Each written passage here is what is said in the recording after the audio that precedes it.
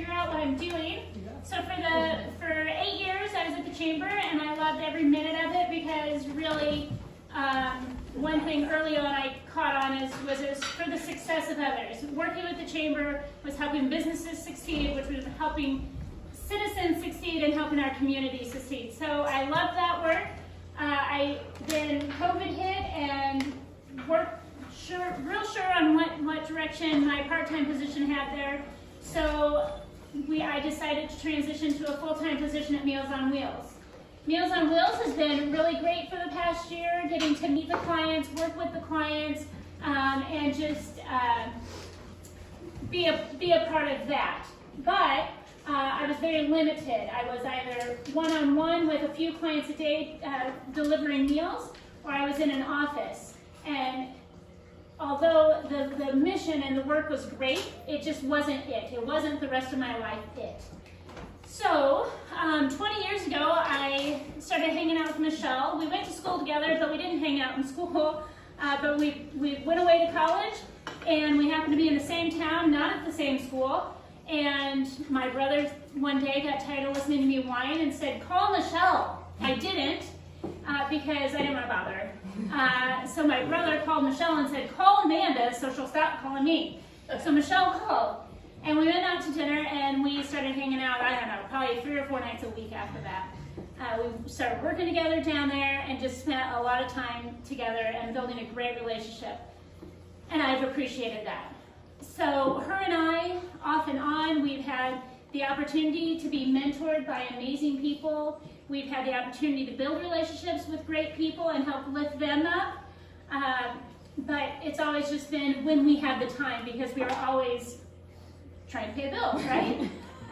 So in April, Michelle had her birthday, and she called, actually I'll rewind, 5 years ago Michelle called me and said, "I'm going to cosmetology school and I'm going to own a salon."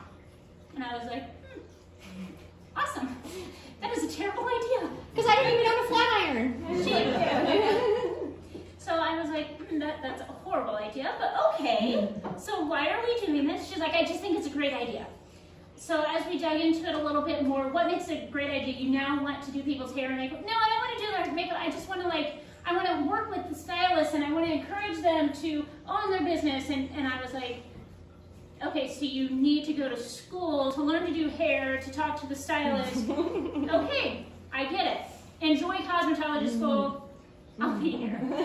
So she called me, I don't know, maybe a week later. She's like, "I'm not going to cosmetology school. I'm buying a salon." Okay, so she bought a salon. And she's been fostering the girls there and growing the girls there and growing the business. It's been going great for her. So she calls me in April, and she's like, "I am making a foundation, and you are coming, and we're going to go conquer the world together. We're going to go help people succeed, and this is it. This is the dream. We're going to make it happen." And I was like, "Yeah, so I have bills I have to pay. So, we might have moved houses and all that stuff." And she's like, yeah, it's fine. That's just money. We'll get there." So I was like, we'll see. Because Michelle decides to do something. She sees that cliff, and she runs full throttle and jumps.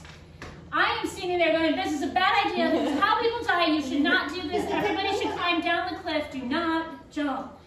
So in April, she started talking to me about jumping. I'm like, "I don't think so. No." So in April, she called, and she's like, "Foundation's set. I've made it. I'm waiting on my letter from the IRS."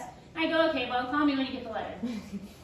I know, because my grandma has a not-for-profit background, that it takes sometimes 8 months to 13, 14 months to get your not-for-profit status. So I had plenty of time. She calls me, 3 months later? Mm-hmm. She says, "Oh, hey, so I just checked. Within the next 30 days, we'll have an answer." And I was like, "Yeah, but they're going to tell you you've got to do this, this, this, and this, and this. You're not approved." She's like, "We'll see." So I still think I have time on my side. So she calls me maybe 15, 16 days later. Yeah, it was last week in July. And she calls, and she's like, "I got my letter. I'm approved. I am a 501c3, and we're ready to go. Let's go." And I was like, "You can quit your job today." Yeah. So she's like, "Okay, how about we'll just set a date? The end of September, you'll leave your job. So I'm going to climb back up the cliff cliff and I'm going to jump off with you. I'll hold your hand. So she did that. So Friday was my last day at Neighborhood House.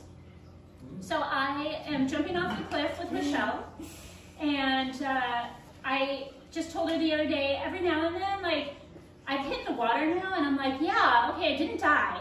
But every now and then she'll say something, and I'm like, I just went under the water, I'm gonna need help back up. So I'm not quite to shore yet, but I'm getting there. And I know, like, both of us care so much about other people succeeding and about our community doing well, growing well, and being well, that I know that this is gonna work. We got a lot of work ahead of us. Neither one of us are afraid of hard work. If you know anything about us, we never have a spare minute because we're always doing something. But I'm going to let Michelle break down the foundation a little bit for you so you know exactly what we're doing. But that's kind of why I called you guys here, because in some facet you guys have fed into our lives, or my life or her life, and we just love and appreciate you all and are hoping that you will celebrate with us and follow along with our vision. So Yeah.